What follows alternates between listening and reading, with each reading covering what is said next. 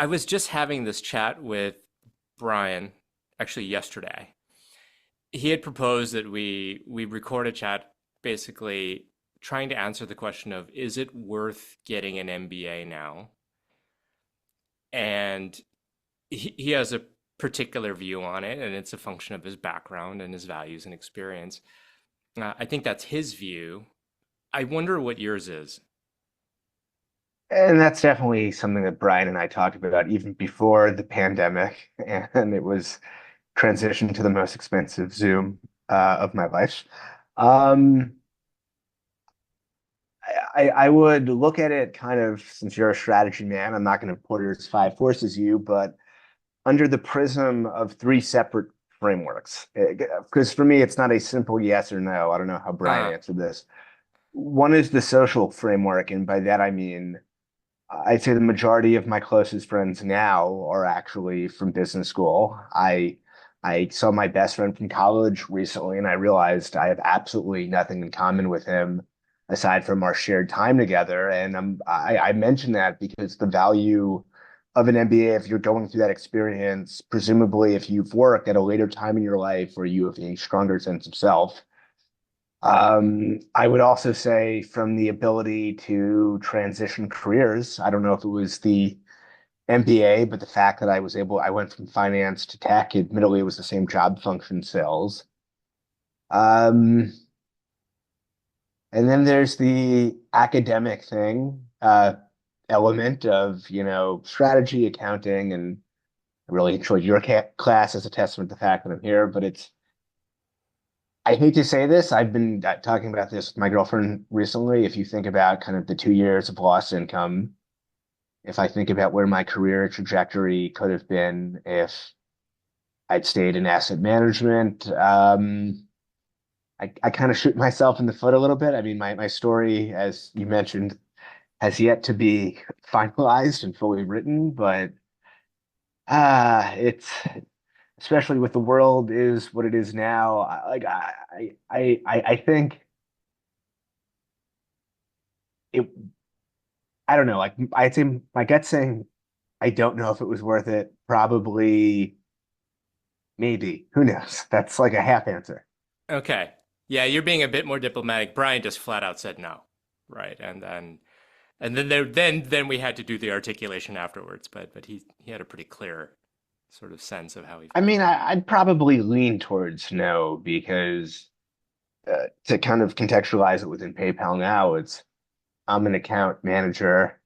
You could be an account manager for 4 or 5 years. Hell, I know people apparently that have been doing this for 20 years. And if I think about kind of some of the paths, it's like that movie Sliding Doors with Gwyneth Paltrow. it. I know the movie.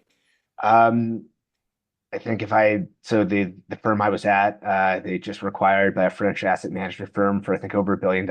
And as I think about my life now, which is in some ways similar, in some ways different from before business school, now that I have a girlfriend and we live together, and you're thinking about kids and wanting to live in New York, which is inherently a very expensive place, you think, what is going to be able to support a lifestyle with kids and to be able to stay in the city? And I asked my parents, and they said, we never had a plan. We just figured it out. So that's probably why I kind of think about more for my time in finance, which was candidly more lucrative and had the potential to be even more so going forward, unless for the tech companies, I think you're at a startup now.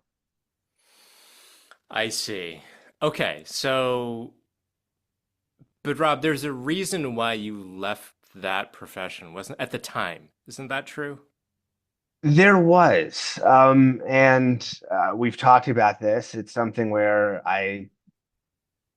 it's like that song. One of these things is not like the other. I think that was like I have a 2-year-old niece and a 3-week-old nephew, so that's why I kind of thinking more in the vein of Raffi and Sesame Street. But I mean, I mentioned that because I would say from my time in investment banking and asset management, I was more an aberration because to your point about kind of dialogue and my vernacular, coming from a liberal arts background, like people were like, you should be a food critic, you should be a teacher, historian, podcaster. So that's why it felt out of place. But I also think if I'm looking back, it's I have a stronger sense of self at 33 than I did at 22 and 26, and I wonder if I both with who I am now, but also the experiences I've had, if I would either A, prefer that more or just have it be just a different experience. So it's kind of like the Heraclitus quote, no man can step in the same river twice because the river's not the same and neither is the man. Yeah. I think it wouldn't be an apples to apples same experience. And if I think about the elements that I really enjoy at my current job, I think they ironically would have lent itself much better to where I was at before. But you wouldn't have known that though, to be fair, correct? 100%. It's all by virtue. It's like hindsight's 2020. Right, right. So this is now reflecting. And Rob, for the sake of everybody listening or watching, how many years out are you from the MBA? Right, I know this, but just Well, just to I sort I of get it on the graduated record. from Stern in May of 2021, and it has now been since we are now recording on May 1st, 2025. About like, wow, it's really 4.5 years. Yeah, That's insane. yeah, yeah. Um, yeah, and by the way, that will keep happening as you get older. Every time that you're asked to kind of measure or mark time, you'll be Mm, continuously stunned by how much time has actually passed. Right, but that's a separate issue. Don't worry about that right now. We're talking about kind of the nature of the path. Okay, so for the question of the MBA, mhm. it's interesting. You and Brian actually give the same answer, but for quite different reasons, ironically. Interesting. Um, yeah, there might be a selection bias that those of you that I still talk to are statistically less likely to be in the yes category. I'm not exactly sure what that means. I haven't thought about that, but that's quite possible. So, the other question I asked Brian though, and I'd like to ask you too, is if I were to ask all of your classmates the same question, what percentage of them do you think would say that it was worth it? Right, from a career stand, which was the real motivation, right? Unless somebody says, I just want new friends. But I don't think that's why most people go. I think in answering that question, I think it really depends. Like I know someone who was a flautist in the New York Philharmonic, and I knew someone that was doing Teach for America. So I think for them going for a Teach for America job to I think they ended up working at Mars and Company, so a CPG, a brand name company, a real salary. They're like, wow, this is incredible. And I think the real value add of the MBA is you're able to craft a narrative as a student again. So I think for those people, they'd say absolutely it was worth it. I mean, or then there's also the people that where it was paid for by your consulting more so than investment banking. So I mean, I don't know, like maybe a coin flip 50-50, but Okay. I don't really have a sense one way or the other. Yeah, Brian didn't either, actually. He thought that that was Yeah, and I would have even less of a sense because, to be candid with you, Rob, professors, we don't actually think about this. I don't worry about whether they will be interesting. students in my classroom. I just expect that there will be, right? And so it's someone else's job to kind of make sure that that happens and they go get Well, jobs. as long as you got tenure, which I think you believe that you told me you did, Right. that's a whether they show up or not, you'll keep on doing your great Brian Hahn job and yeah, Yeah, no, I appreciate that. But that being said, right, I didn't do the job just for that, right? There is a I know. Yeah. broader concern, right, in terms of, what are we really doing here, right? And so I do appreciate, you and Brian and others being willing to come on and get recorded, and we'll see where it goes. But I'm not aware, at least, of anyone else doing a podcast on this subject matter, like talking to former business school students, having an honest, real conversation about that, where they're at, like bigger Mhm. challenges, all that kind Yeah. of stuff. I'm not aware of that, and I actually don't know why that hasn't already happened, given how much focus and attention there already is on MBA programs and getting into them, and the marketing machine of how great they are, and like we don't do the ex post of like, okay, so let's do the honest assessment, right, beyond the marketing materials. And I think that's interesting that no one has decided to shine a light on that. Yeah, I mean, I think just going back to the application process, just the rigor of I took the GMATs and the GREs, and then you're going to look at all of these places, and you think it's the craziest thing in the world, and you're driving yourself insane because you're often working. But then, you know, it's interesting when kind of you go through the experience and you're on the other side, and it's like kind of times like where you wish you could have told yourself something earlier in your career or your life. I mean, I think the perception of it is, I would say, likely for everyone very different going in than kind of coming out. Yeah, yeah, but it shouldn't be in the sense of, the MBA degree generally has very specific goals, right? For the people that come in, it's not a come in and explore and then we'll just see what happens kind of degree. It's not supposed to be that, at least for me. I think that's kind of how I treated it. But yes, I think people are like, I want to be a consultant or I want to go into investment banking. And I think those are the two biggest fields anyway. And people are laser focused.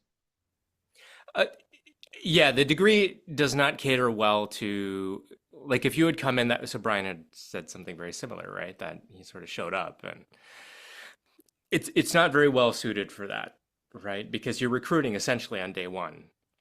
Um, Yes, and I figured for me, I was looking more for the Dead Poet Society, which I learned to your point very quickly is not business school. and just so we're clear, did anybody indicate to you that it even might be Dead Poet Society, or that it would be this kind of intellectual environment with a lot of freedom and creativity and celebration of that? Uh no, I think the main emphasis was on the ability to travel, the ability to gallivant and party, and to kind of take a break for 2 years. I mean, I think those were pretty concrete. I mean, some of it for certain schools, like entrepreneurship was just a kind of buzzword and vague and conceptual, or kind of hearing about the recruiting process, you're like, all right, like I mean, at least I had never done that in college because I got a return offer from the place I was at, and I was like, okay, I don't have to go through this. So, uh, yeah, I mean, I would definitely say it was a process that was a lot harder when I went through it, and then afterwards, I was like, oh my God, I can't believe I studied so hard for the juries. Right, right. Um, that's true. That's true. I I guess one of the things that I'm wondering then, because by the way, Rob, I don't know if you know this, general demand for MBA degrees globally has been declining. So All right. so there's a bigger market share. Is it a market share battle? Market share is the wrong word. There's a bigger battle for the smaller pool of students than there used to be Mhm. across all business schools, right? And I mean, just think of it like a business, right? I mean, it's particularly since it's business schools. I don't think that's a huge leap. Um, Everyone is trying to figure out kind of what the new positioning is. Whether they should shift to online. Is that going to be a more profitable road? Um, HBS doesn't have to worry about this too much because they're somewhere near the top, and they can always cannibalize the next half a tier down if they need to, or shade down. And a bunch of schools are doing that, but at some point that's not as sustainable, right? Or it's very very difficult to keep that train going. So so there's already a little bit of an existential question broadly with business schools, and what a lot of them have done is just make up new degree programs. So flagship Mhm. MBA, like, because that's what gets into rankings, and that's really getting a lot of attention. That gets tremendous investment, but it tends not to be the most profitable part of a business school. And in fact, Sometimes it's a loss leader. Hmm. And then it's more the either the evening weekend programs, or it's, if you have a big exec ed business where you have a lot of companies coming in, or you make a ton of master's degrees, like in analytics or in, like, just think of whatever buzzword you can think of, AI, technology, whatever. Like, I mean, just throwing it all in there. Whatever it is that will basically fill up classrooms and that employers will hire for, right? In a very simple sense is what they're going for, but at scale, right? Like it can't be a very small number. And so on the school side, I think schools, I think, used to be frankly quite lazy because the demand in aggregate was so high that you were always going to get a pool of relatively high quality students anyway. You didn't have to fight that hard, right? And you just kind of, everyone just kind of sat back, right, on some level. Not to take too much away from, the recruiting efforts and all that, but because the brands basically don't change much over time, like we don't generally see or hear of schools that are rapidly up and coming in the rankings. Like the rankings have more or less kind of been the same all the way through, whether it's you go from 3 to 2 one year, right? Or, 5 to 7, like nobody really cares that much, right, on that margin. So everyone just kind of sits there, right, with what they've got. And so hearing both you and Brian talk, now I'm very curious, like because I've never seen a survey, for example. Like I know B schools run surveys. You probably filled one out when you Oh, left, sure. but they're certainly not publicized, right? Like we no school that I can think of has said we have the most satisfied graduating class out of any business school, for example, right? Or we have a 95% satisfaction rate. Like nobody, this is all very like hush hush, right? And so Hmm. I am very curious. And so I have to do a very poor job of sampling, right? I ask Brian, I ask you, and then I'll probably keep asking this question for anyone else who's MBA going forward. But I have a deep-seated suspicion. You say 50-50. I have a deep-seated suspicion it's something in that neighborhood, 60-40, 50-50, something like that. And if that's true, that's actually, I would think if I was running a school, I would think of that as a pretty bad batting average for reviews, right? Like I certainly wouldn't want to run another kind of business and get only about a 50% satisfaction rate, for example. I don't know. I mean, I think the delineation I would make though between college and say business school is that in terms of stats and metrics, uh, they're similar but different. I think if you think about college, I mean, I think that there's, and maybe this is wrong. If it is, I apologize, but okay, kind of what the class composition is and kind of the different potential personalities. And I think there is some element of that in the essays in business school, and maybe some people are army vets, but I think at the end of the day, the main statistic is the number of students that are employed and what the median or mean salary is from that graduating class. So it's really more driven by career and kind of compensation. Whereas I think, I mean, some undergraduate programs like maybe NYU or Ross are geared towards business, but as someone who went to Williams for undergraduate as a political science major, it was more focused on like people with intellectual curiosity who love learning for the sake of learning. And I don't really think that's the aim or kind of how business school admissions looks at the process at all. Yeah. I mean, to your point about the performance metrics, right? Like starting salaries and all that stuff, you're absolutely right. That is what they focus on. But the implication of that, maybe I'm being naive. I'd like to think the implication of that was always that, and this is why students who graduate are satisfied. Do you know what I mean? So you shouldn't be seeing, if you can post those numbers, 50% of the students, we're making this up, right? But let's speculate and say it's 50% of the students, kind of give an answer like, right, meh, not really sure. That's the metric that I think actually matters far more, right, from an education standpoint, right? We can argue about this, right? Like whether the MBA degree really should only be measured by those numbers that you just said, or by how satisfied graduates actually are in terms of their, what did I get out of this? Is it what I wanted? Right. And I would like to think it should be the latter. I would agree. Yeah. Um, but you're right. It's not one of the metrics that they seem to be super, certainly not one of the metrics that gets published, right? When we think about rankings and things like this is not how B schools are ranked. I would be super curious what the ranking would actually look like if they ranked by something like student satisfaction 4.5 years after graduation, for example. I don't know. I mean, and I would be curious what those students make and that old adage, money doesn't buy happiness. And Right. I'd wonder if that was actually the case. Yeah, also true, right? Do we see correlations between those two? Um, Mhm. yeah, I could actually see the argument strongly that that would actually not be true, right? I mean, Rob, tell me what you think, right? My observation that I've seen over many years is money. I'll phrase it this way, actually. When I was an analyst in banking, there was an associate who explained banking to me in an emotional sense. And what she said basically is, okay, here's what banking is. For almost the entire year, you're going to hate it. You're going to say, I hate this, I hate this, I hate this, I hate this. And then you're going to get your bonus, and then you're going to say it's acceptable. Right. And so, and she was being very kind of straightforward about this. Right.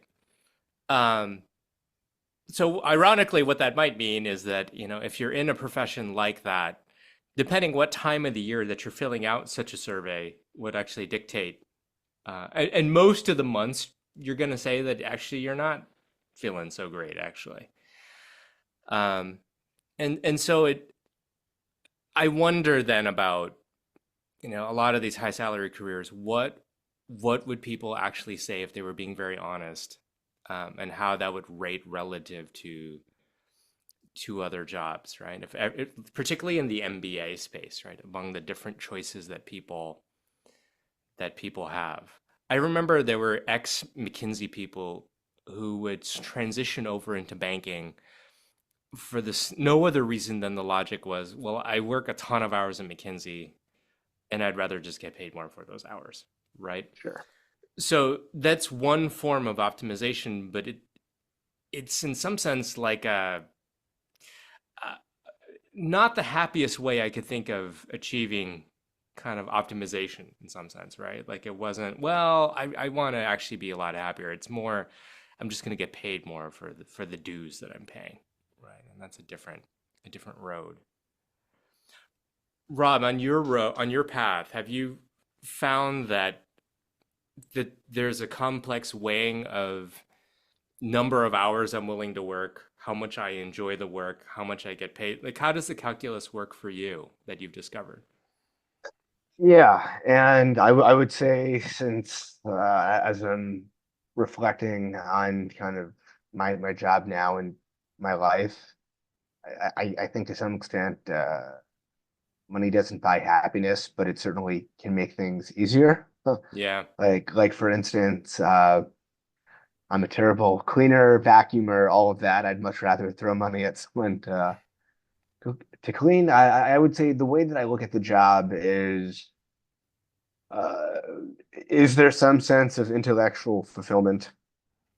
Does it enable me to live my life the way that I want to or do the things I want, whether it's see friends or family or travel? And lastly, it's does it afford, you know, a compelling enough economic benefit? So it's something where I look at those three and I say, if you're familiar with the song by Meatloaf, 2 out of 3 ain't bad. yeah, So I need to have at all times 2 out of those 3. Uh, and like that's really been the driving force. So if I think about my life now, uh, I get to have a life which I value. I get to, make a salary that's solid. I would be lying if I said I didn't want more. I would say the one that's missing, which is arguably the biggest, is the the fulfillment. Because if I think about my life, it's you're still selling a button for people to check out and buy stuff. It's I'm not like my twin sister who's a hematologist at Dana-Farber, or I'm not in the Peace Corps. There is nothing remotely altruistic. I mean, there's nothing bad, but it kind of is what it is. I see. And just so I understand, Rob, and I know we've had these chats before, but since this is now the podcast version, what you feel like you're missing is something. Is it the product needs to be more meaningful and impactful socially, specifically? I don't know if it's necessarily linked to the product. I mean, I think a great example is my father is a middle market investment banker. He's a baby boomer and he sells family-owned businesses of his contemporaries, where either they started it or their parents started it or grandparents, and it is truly life-changing money. And it's something where my dad, since it's a smaller shop, is incredibly hands-on. And I mentioned that because he closed a deal recently and he said, his client said, when we issue a press release, I'd love to mention you and the two other people that work with him by name because it's more than a deal. You've become friends, and I really appreciate everything. And so I've even gone to one of the companies that my dad helped sell. It's a factory that makes parts for other machines in Long Island, and it very much validated everything I've read from his clients and heard because they love him. And I'm saying so that's why it's not necessarily the product, but kind of about the end experience, optimizing for impact and kind of a more direct correlation between my personal agency and kind of what the outcome is. Okay. Okay. And do you feel like you need to see that with an actual human response and connection? No, not Okay. necessarily, but something kind of that you're expansive, that you also kind of build, and it leads to something metaphorical or tangible. Yeah. Yeah. Um, what to say? There's a cynical voice inside my head that wants to talk, and I kind of don't want to let it because it sounds so cynical. But Well, color me intrigued. yeah, I think I've said this to you in some way, shape, or form before. If if there's a distribution of the intellectual appetite of the average human being, right? Being on the, let's call it the right tail, where your appetite is very, very high, it's both, I think, in some ways a gift and a curse. And it's a curse in a lot of situations because a lot of organizations actually aren't necessarily open to that because you naturally will end up being someone who, you'll get a lot of your energy from dealing with complexity, solving problems, getting to what the right answer is as opposed to the political answer. Or it makes it harder to be in environments where you have to stay quiet, right? Just because that's what the power structure kind of demands, right? And so even if, Rob, you're quite capable of doing all these things that I'm sure you are, you like doing that less than someone else who would have very little problem actually in those environments, right? Like they might even thrive in places like that because they don't have that same need, right? And so then the question is, well, where do people get to be a little bit more free intellectually? And the classic general societal answer has always been in the academy of some kind, right? In a university or even like being a high school teacher would be a version of it. But being at a university in particular is historically thought of as a place that could be relatively free. Though I can tell you on the other side, as someone who does it for a living, it is not as free as it appears to be. So, Yeah, I mean, I'm trying to remember if I spoke to you after I went to my 10-year college reunion in June. Maybe, but refresh my But memory. yeah, so I went for my college reunion and I haven't really been back to Williams in a very long time. It was our 10 year, and I saw our favorite professor. And to your point, I had always thought about academia, and I know that's where you started this conversation, but it's more, I think for me, seeing where he is in terms of helping mold the minds of kind of future Williams students, it's an incredible, wonderful thing. But if I think about how my life has grown and evolved, I mean, that is something that very much, because of the nature of the vocation, there's more of a degree of you're fixated in a certain place. You mean in academia? Yeah. Yeah, yeah. No, I think that's right. And actually, let me be even more candid. I think that this may have been a better answer even 10 years ago, and certainly 20 years ago, than it is now. Um, I think even if you are a intellectual, because on our side everything's changing as well, right? Because the game of how you become a prolific professor, even and what that means, is shifting because the old days it would have been you got to be at this level of institution, publish in this type of journal, right, with this level of prestige and have these titles. And it's always been the case that in the outside world, nobody cared or understood any of that, right? That's always been Mhm. true. But what social media has done, because your average professor is really bad at social media or doesn't care, right? Nor do they have any incentive to do anything about it. Right? And so that space, imagine like no or few academics actually showing up, starts to get dominated even in the intellectual sphere by people who are not from the traditional academy, right? And so if you look at a lot of the most popular YouTubers, for example, on finance, none of them are, I won't say none. Aswat Damodaran is actually maybe one of the few exceptions.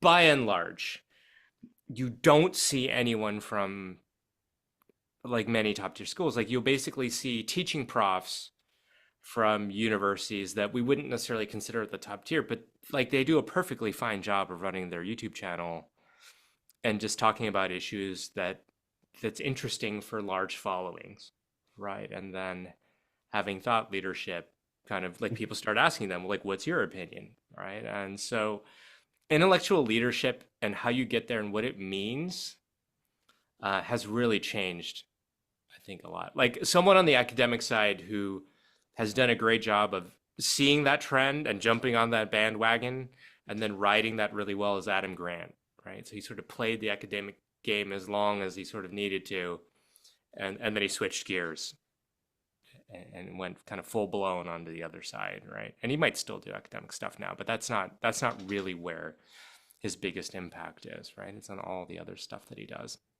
Why am I telling this to you? So, Rob, if you saw your old professor and you were thinking, yeah, I'm just not really sure I see myself going down that road, I'm not sure that that would anymore be a great road like it might have, or maybe the more positive way of framing it is there are more and more roads emerging for intellectuals than there ever used to be.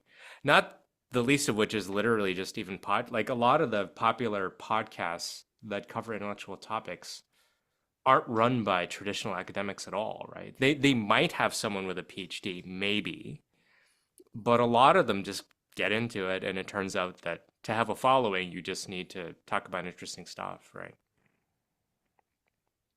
Well, that's something I've wanted to look into. Although for me, and I don't know, like when you were thinking about doing this, I just feel like I'm so non sequitur in nature in terms of thinking about kind of an overarching theme. That was really something I could never draw together. Yeah, I think that okay, so one has to have a certain philosophy about life, right, in order to kind of make a statement about this one way or the other. And this is it's almost like a fundamental question, I think, for everyone when they're living, right? So at a really basic level, you need to make sure you've checked off your survival box, however you define that, right? Sure. I mean, and that's a given, right? And so, and you need to feel comfortable that you feel like you've got that covered. And then the question is, well, how far beyond that do you try to go to, right? Like, I mean, there's affluence financially, but as you know, that doesn't fill the other box, right? The fulfillment box necessarily that well. So, so then if do you believe that there's something better, right, in the broad sense that might be able to, without sacrificing what you've checked off in the boxes you've got already, that'll help you get there? Um, And at first glance, the answer often looks like no, to be quite candid, right? To the person who's in that situation, regardless of whether it's you in your situation or most other people. And I've always wondered whether that's a function of just the fact that so many of us through life, we go through these kind of myopic sort of linear paths, right? I know it's not really linear, but linear in the sense that you walk down this journey and you get to a certain point and you don't actually realize how big the world of possibilities actually is because you just haven't seen like what all the other ones are, right? And again, this is a matter of belief. It's not a I can't prove that it's true, I can't prove that it's not true, right? It's really just comes down to what you believe. But the fact that everyone reaches that conclusion, I personally wrestle with this a lot in trying to figure out, well, like, what do I think that the answer to this is? Is it that people by a certain age, they just don't have a lot of other choices? I'll give you an example. There's a friend that I've had um, since my college days. He's a senior guy who works in a bank in Europe. His bank is about to be acquired, and he is 99.9% sure he is about to be let go because he's a redundancy, right? And he's in the target. There isn't really anywhere that he can see that he's going to be able to move to because he's very settled with his wife, and his wife has, you know, a good job and like family, like where they live, right? And so he's not really mobile. And so he's got a clock that sometime around this summer, he will very likely become unemployed for the first time in, you know, who knows how long, right? Probably the whole time I've known him since university. And he has to figure out what he's going to do about that. And when we talk, he's in his mid 40s. He can't go anywhere, and there's kind of a question of what to do. But he also didn't necessarily love his old job. So even when I asked him, well, maybe you could just take a gig doing what you did, and oftentimes they'll hire you as a contractor or a consultant just to step in and do things sometimes. And even this idea just he found totally detestable, right? Because just he was so done anyway with it. So it did make me wonder whether the universe was actually giving him a blessing in disguise. But it depends on what comes next, right? In terms of how the story finishes. And I wonder whether every time this happens to everybody, all of us, if it's as scary as it seems, as kind of limited as the options might seem, that it's actually not true, right? That it's literally just kind of only a function of the fact that that's all we can see. And I don't know the answer to this, right? Because when, for example, when I hear my friend talk, I got to admit, as a guy who likes to kind of help people through a lot of these types of problems, this one definitely sounded like a hard one, right? It did not sound like there were a whole lot of things that could happen. But I did still wonder whether this was a problem of creativity and just not seeing, as opposed to, oh, there really is nothing, right? There just isn't anything else. Um, how do you think about this, Rob? Because when I hear you talk, it does sound a little bit like I don't see it, so 2 out of 3 ain't bad, right? But I don't want to put words in your mouth.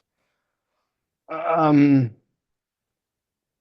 I think to your point, your friend's older. I'd say taking a step back, goes to someone's ability and desire to take risk and fail.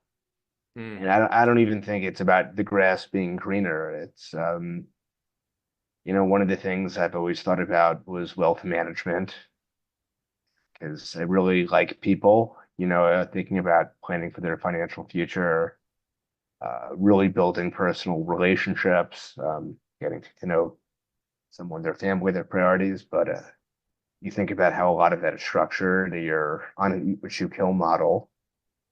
I'm 33 years old, and as someone who's thought about things like marriage, kids, saying to someone that you're dating, or if you get engaged, or if you get married, oh yeah, I'm gonna go from a job that is, I don't want to say stable because this world order, who knows what's going to happen tomorrow. Yeah. Stable as of May 1st, 2025. Um, yeah, the ability to take on risk. And I think for some people it's a startup and the ability to execute. And I think I remember from your class, 2% of startups succeed. So there's part of me at my core as a former debt underwriter, once risk averse, always. I think I am more open to taking risk than I ever have been in my career, but I think it is more calculated risk.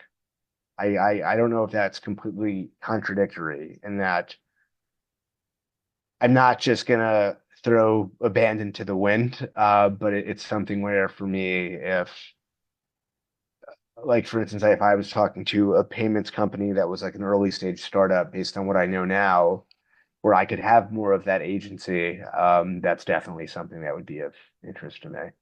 Yeah.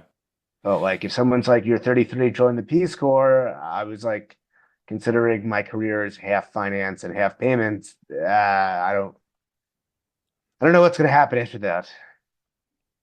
Yeah. Um, so I'm reminded of this. Do you know who Tim Ferriss is, Rob? The name vaguely rings a bell. Vaguely rings a bell. Okay, this is probably a generational difference. I'll make a really long story short. So one of the things he did is he wrote a best-selling book where he asked really successful people, mostly entrepreneurs, like what they did, right? And he tried to find a pattern after interviewing all of these people. And one of the things I remember, I hope I'm not misquoting him, but I think it was from him, was rather than being enormous risk takers who just threw caution to the wind, which was the perception that a lot of people had for some of these very successful entrepreneurs, they actually were very calculated about how they took risk. So even if they did take a big risk, they bent over backwards to cap the downside, if you know what I mean, right? Like they would really creatively try to figure out how to make sure that the worst case scenario just wouldn't really be the worst case scenario that Mhm. many people would normally have, right? If they were to take those bets. And so risk management, when you do these things, and or as you say, taking calculated risk, I think is absolutely the right way to go about doing this. Less so when you're probably 21, 22, right? There you can literally just do, all right, Peace Corps, right? Or literally Exactly. I like, think it's the why yeah, not approach. right. Because at that point, to your point, right, the sense of self isn't even well developed enough yet for you to really have a good comp for most people, right? Not all, but many instances, which is why the why not still has pretty good returns for something like that, and less so obviously as you get older. So calculate a risk. That's interesting. So when I described the situation with my friend over in Europe, and these kind of what seem like dead ends or being stuck, you view this as basically a risk appetite or how much risk am I willing to take type of problem. And is that correct? Uh, yeah, I mean, I think I truly think we can do anything at any time. I think the distinction is, do we want to, or do we believe that we can? I mean, it's something where for me, I think also inherent in that is if you are someone that is willing to take risk, what is your risk tolerance, and when do you know when to walk away? And I know people, and I talked to a friend who was looking into founding a company, and they also had a kid and a significant other. And in terms of, again, the pragmatism cost benefit analysis, it's how long is it feasible to try to do this versus being part of some existing structure? So that might be very cold and calculating, but that is kind of to some degree the framework that's informed me as well. Yeah. Yeah, I mean, I saw some of that when after the reduction in force, where I was smart with investing and savings and was able to be okay for a bit, and but that also kind of gave me time to think, and there was really nothing I thought of during that time, and I spent a lot of time with myself that really excited me to do. Yeah, I get that. Rob, I'm curious, what, if anything, do you do as a matter of ritual or practice or whatever you want to call it to try to get a better sense of what the right next step might be for you? Um,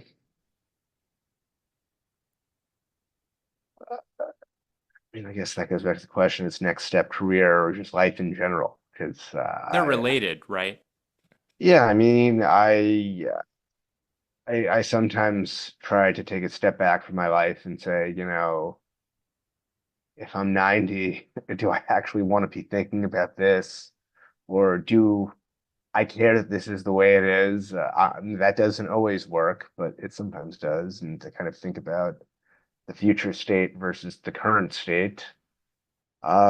I mean, I think the other thing is in terms of thinking about the future is I maybe this is kind of from therapy or something, but I think we all have a metaphorical pie, call it, it could be sweet or savory, and depending on what is occupying, like if in terms of the slice of the pie, how you're looking about the other elements in your life. And it's like, look, I have a significant other, I've thought about marriage and kind of kids. So I think by virtue of just the headspace of that, it diminishes some things. So I think it's really the North Star being what is the most important thing and how do the other things add to it, and if they take away from it, are there steps to kind of ameliorate the situation or mitigate the negative things? And I think as I say that, it sounds incredibly clinical, but I think that's how I've been trying to look at things. Yeah. Rob, given where you are now and looking back, right, with the benefit of hindsight, do you feel like that there was something, I'll use the collective we, those of us in education, right, including your teachers when you were younger, that we could have done to get you in a happier place? Let me say it that way. Or not really. I'm gonna say not really, because if I think about the way my career trajectory has gone, it's been guided a similar way to now by pragmatism. And I think I don't know if teachers could have helped me kind of find more of my passion or have that be more of a guiding force. I don't really think that would have happened. You don't think Uh, so? Because you talk about um, sense of self, right? That you've got a better sense of self. yeah, because I look, if I think about when I was 21, junior in college, my dad, who's an investment banker, knew someone in private credit, and that really began my entree into the world of finance. I mean, I know that you mentioned you do that as well, and really the aperture both opens and closes, and that I stayed in asset management, but moved more from underwriting to sales. And then basically the business school was an opportunity to do a reset. So maybe instead of doing that reset, being kind of sent on a path of finance by virtue of it, oh, it was convenient, why not? Maybe going back to sliding doors as part of the recruiting process. I tried tech, or I became a teacher.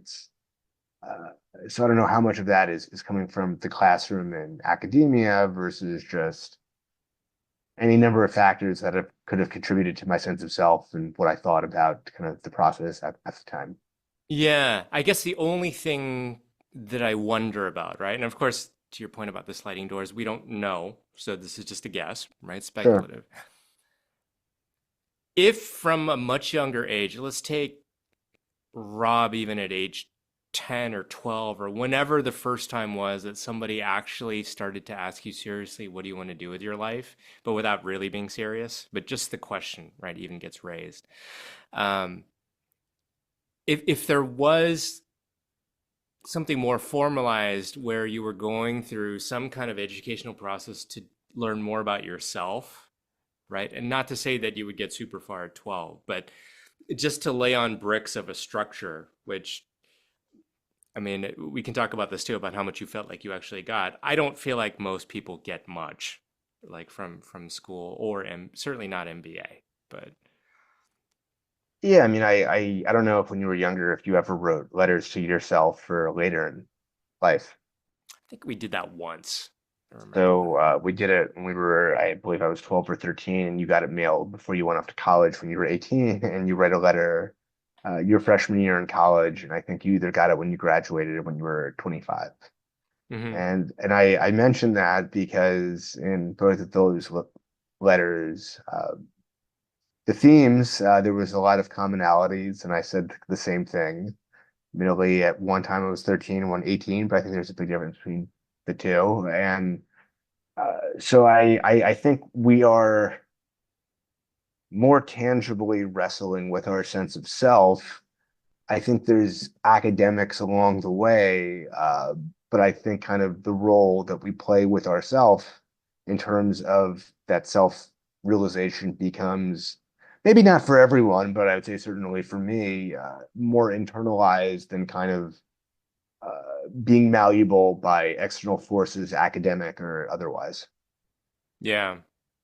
Okay, so maybe that, but in a really practical sense, Rob, um, do you think it might have changed your trajectory of the choices? Because as you say, you're a pragmatist from day one. You still sound like a pragmatist, by the way, right? Okay, I am. there's nothing wrong with being a pragmatist, but you have the heart of a romantic idealist in some ways as well, right? I mean, you do, right? This is why you're feeling the fulfillment question at all, right? Because pure pragmatist without that doesn't suffer from any of the stuff that you're probably feeling, right? In any significant degree.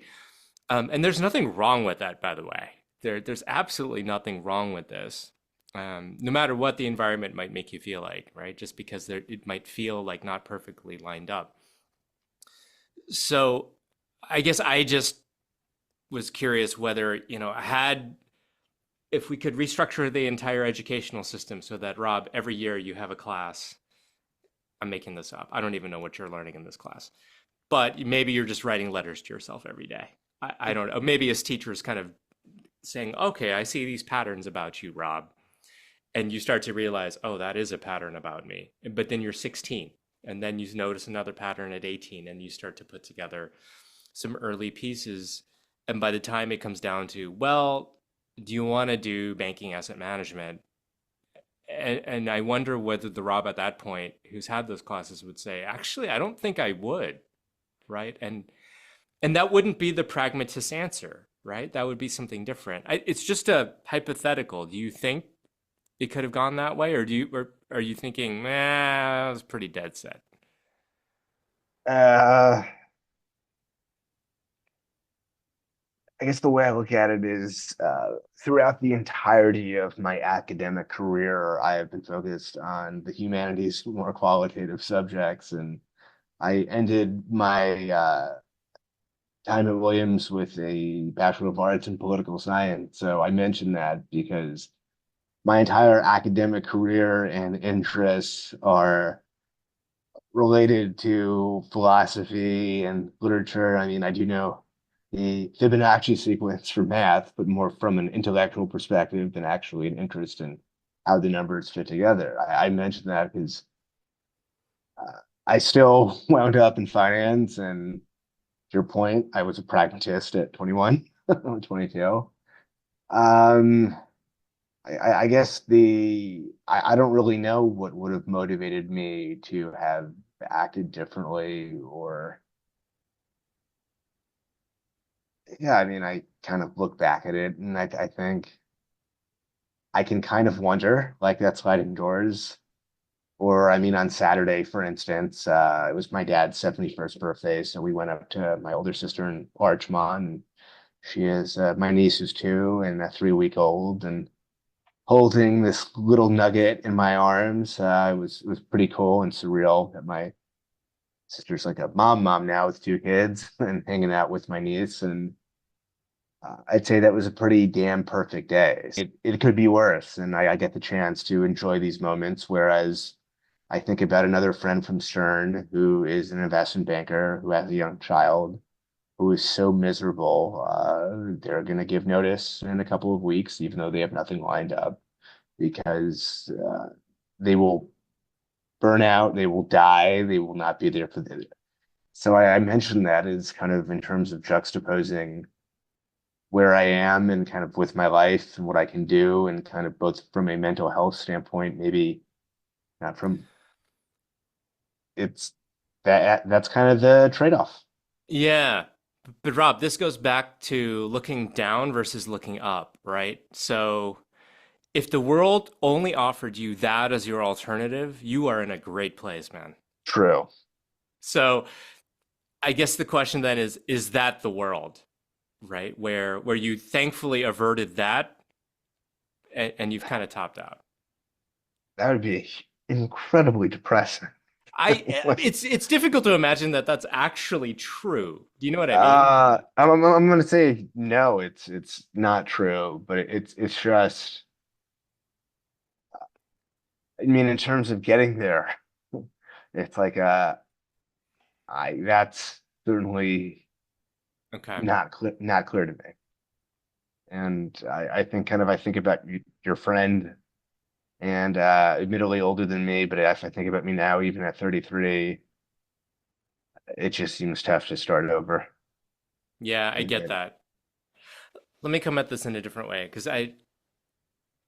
it's funny. I feel like what's happening here is I'm hearing the voice of the pragmatist in you, but there is another voice, ironically, and it is the voice of, let's call him the intellectual, the creative, the one that wants social impact, right? All these other things, um, and has that particular need, right? But the pragmatist is who I feel like I'm talking to most of the time when I start talking about these things, right? And you acknowledge that, of course. So, Rob, I wanna see if I can silence the pragmatist in one blow because I just want to hear the other side. Let's say you literally just won lottery, right? I don't know what the Powerball does New York do Powerball? Even if you guys don't, you have a lottery that yeah, pays. yeah, I think there's the Powerball, yeah. Okay, Powerball is a staggering sum Sure. of money at any given point in time. Let's say you win the thing. So there really is nothing left for the pragmatist to say other than, you know, not in the pragmatic sense at least, right? Maybe it wants to be around just because it feels like it needs to be heard. But let's say that happened for you.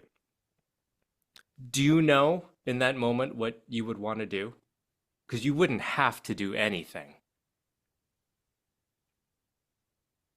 I have some ideas, but then if I really dig into it and think at my core, do I want this or do I like the idea of this? I don't know. So I think the crux of it is I don't know what I would do. I I'm not someone that likes to be idle, so I wouldn't sit down and do nothing. I very much value being with people. As a foodie, I've always joked that, restaurants are an incredible money losing proposition. So I would, if you had all the money, maybe do something like that. But it's more in a similar way to how all of my career experiences have shaped me.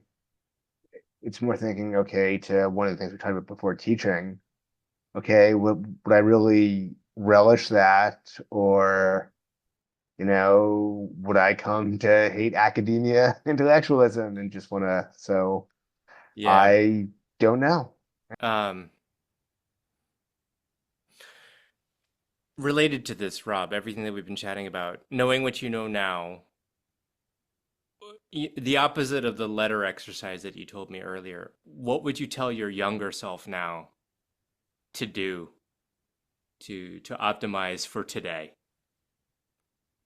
I'm a big fan of aphorisms, and if you're familiar from the one from George Carlin, don't sweat the petty things, don't pet the sweaty things. Okay. Sure. So don't stress Uh, out about the small things, basically. yeah, I mean, I think, and I can't think of more salient words to end by. I think kind of as life goes, at least we can be myopic. And I think the aperture of kind of our lived existence can grow with time, should we be open to that. And so I definitely have more perspective now than I did then, and I'm sure I'll have even more perspective when I'm older. It's the older you get, the more you realize, the less you know.